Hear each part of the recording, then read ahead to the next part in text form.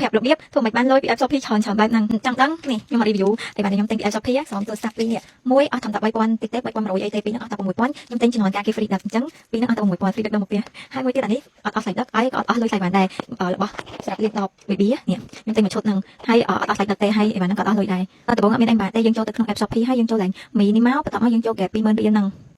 នេះគឺយើងឃើញ QR ហ្នឹងឲ្យយើង share ហ្នឹងទៅឲ្យអ្នកដែលចង់ download ហ្នឹងមកនៅពេលដែលគេ download បានហើយគេទិញអីវ៉ាន់នៅក្នុង app Shopee ហ្នឹង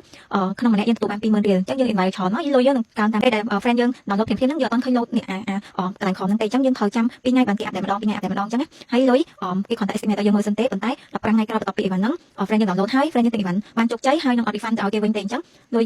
ក្នុងម្នាក់20000ហ្នឹងទៅយើងទទួលបាននៅ15ថ្ងៃក្រោយ15ថ្ងៃក្រោយពីអាហ្នឹងហើយលុយហ្នឹងយើងនឹងឃើញប៉ុន្តែយើងអត់ទាន់អាចប្រើបានទេតតែ15ថ្ងៃក្រោយលុយ load ចូលមកកងយើងអាហ្នឹងទៅយើងយកទៅទិញបានអញ្ចឹង